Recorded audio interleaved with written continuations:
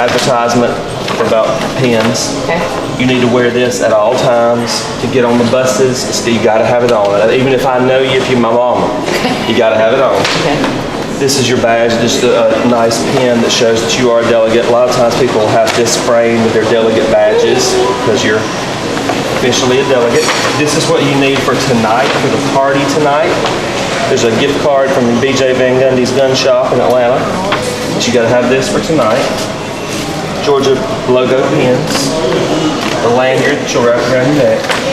Literally. Literally, yeah. But you don't, there's nothing to go on the lanyard? I'm giving that to you right now. Okay. These are your delegate badges. Open those up and make sure that you've got Monday through Thursday on those, please.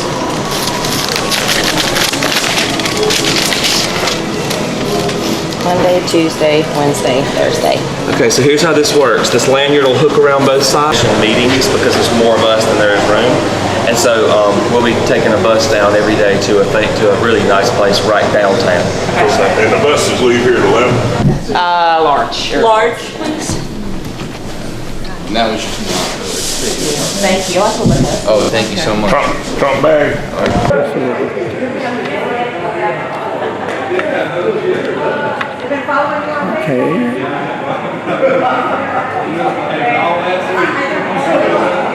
And you're required to wear that. Not this. The credentials are what. All right, let me start from the top again. First name, last name, and spell. Brittany Dasher, Brittany Dasher. All right, Brittany, you arrived last night or early this morning to the Republican convention in Cleveland. What's it been like so far? It's been exciting and busy already. No sleep. I can already tell I'm not gonna get any sleep.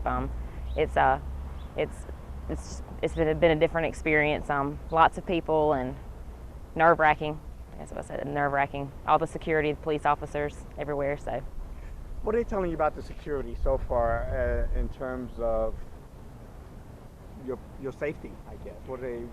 They've told us not to stray off property unless we have a group of people with us. The Georgia delegation is doing a lot of things together. We have a charter bus that will take us to and from our hotel to the arena and to other events, and we will have police officers that will be escorting us. I don't know if you can hear that. That's helicopters. They have the Secret Service and Northcom have called a no-fly zone in Cleveland, and they are constantly patrolling the perimeter, making sure they don't see anything crazy. They've shut off roads that they will escort delegates down, so that we'll be on roads that there are no protesters or anything like that. So. Now, you're actually going to be on the floor. You're actually a delegate. Tell me about being a delegate. What will you be doing, and what do you expect over the next couple of days? There's 4 separate days of main convention events, and delegates, as we have the access to the floor, we'll get to, and every state has their own section. You'll see the big signs when you see them on the news and all that, but we'll be voting, we'll be listening to, there's a long list of speakers, all kinds of different speakers, videos. As a delegate, you are a lot of advertisement, you get a lot of goodies and things like that, but there's a place called Freedom Marketplace that's going to be there that'll be access for the delegates and alternates where we can buy goodies and Republican kind of memorabilia and things like that. So, but the most important part of being a delegate would be the voting. We'll actually be able to vote for the next nominee. And that's going to be on Wednesday, is that correct? I'm thinking it's going to be Wednesday from the schedule. The schedule is pages long, so I honestly haven't looked through the entire schedule, but it will either be Wednesday or Thursday, and probably it actually may be Thursday since that's the last official day of the convention, so it may be Thursday. So now you hit the ground running. This morning you got your credentials, yes. And tell me what you're expecting over the next couple of days, because you said you have a schedule. Yes, we do. And it's tight. So yes. What are you expecting? For today, for example, as soon as we get done with this, I'm going to have coffee for the first time. Praise the Lord. And then Georgia is having at 11 o'clock or 11:30 we have a lunch for the Georgia delegation. Then the delegates will actually have a meeting after that. They're going to charter us to a location because there's not a place big enough in the hotel for all of us to meet. But we're going to have a delegate meeting. That's where we're going to get our. We're going to be all connected via an app, a Georgia RNC app, where they're going to be able to text us and tell us where we need to be, what times, and all that. And then after that meeting, they will bring us back here to get ready for. There's a I don't remember who's sponsoring it, but there's a welcome to Cleveland party that's going to be at the harbor, and that's for all delegates from any state that's going to be there. And that's this afternoon. There's going to be some bands and things like that, and that's after that, when we come back to the hotel, I think we've got another meeting, and then we start again in the morning at 8, and they expect us to be going until midnight at least, or after every night with the convention and that kind of thing. So it's going to be jam-packed. Back to back, yes. That's the schedule, as I said, was pages and pages, and I haven't even read all of it yet. But I'm glad. I want to stay busy. It's once in a lifetime experience, and you want to get to experience everything. So Now, tell me, you supporting Trump, and we talked about this briefly, not the most popular thing. right. So tell me about you supporting him, and you originally was a Cruz. Yes, I was originally a Cruz supporter, and whenever we're elected as a delegate, whenever you're elected for our district or for Georgia, it's based on population and votes, and Trump got more votes than, so 12 districts sent 1 Cruz delegate and 2 Trump delegates, and I'm one of the Trump delegates. So it wasn't based on who I supported, it's based on the vote. So I have been a Trump delegate since I was elected, and even if I was a Cruz supporter, I would have voted for Trump anyway. But since Trump is our only nominee, he won fair and square. There's no denying the numbers. He's definitely got the support, and if he's our nominee as a Republican, I'm going to vote for him. And I don't want he is the better choice to me than the other choice. But he's not the most popular choice. He's not politically correct. He needs to reel it in sometimes with some of the things that he says. But I feel like a well-selected cabinet, if he surrounds himself with the kind of people that we've heard he's going to do that, then I think he's going to be, it'll be a good choice. So. You've also caused some grief from friends. Yes. Tell me about that. A lot of I would call them hardcore Republicans. I mean, they are true blue or true red Republicans.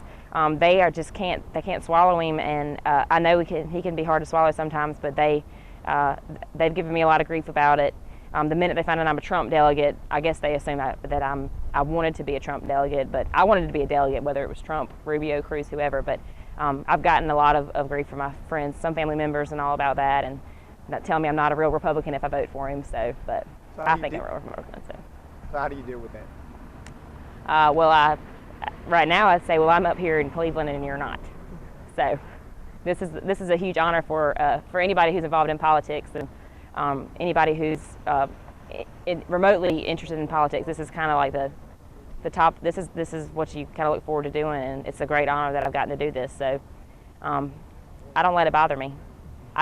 My initial reaction, I guess, or my reaction should be to beg them to, if they don't vote for Trump, then that's another vote for the other side.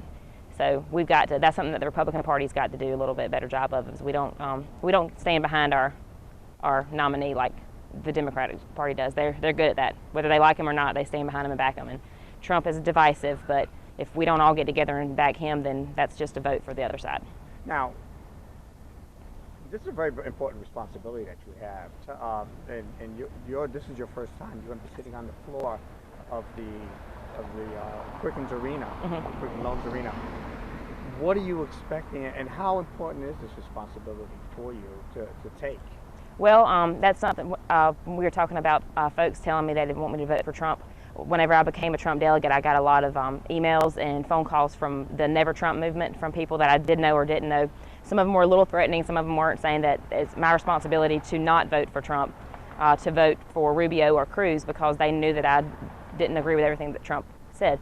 But I was elected as a Trump delegate, and it's kind of what I've explained this to some of my friends, is if we elect a congressman, and we tell him we want a balanced budget, and we send him to D.C. and he votes against a balanced budget, he has not done what his constituents sent him to D.C. to do. And that is, in reality, is what I'm doing. I have to vote based on the population vote from the primaries, and Georgia voted for Trump.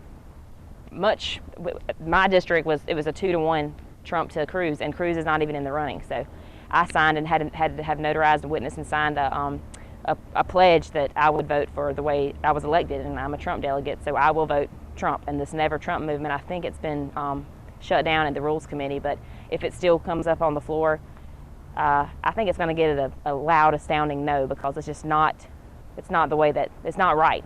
So we wouldn't like it if Congress does do that sometimes, and we don't like it, so we shouldn't do it. Okay, all right. We'll wrap it up there.